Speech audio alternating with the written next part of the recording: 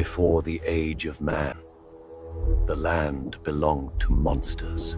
None were more feared than Andrewsarchus, the wolf-pig titan.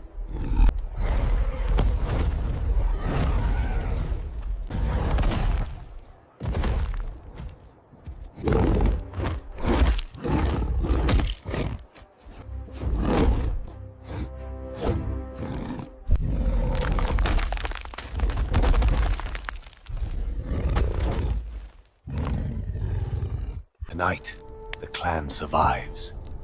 But in the age of monsters, victory always comes with blood.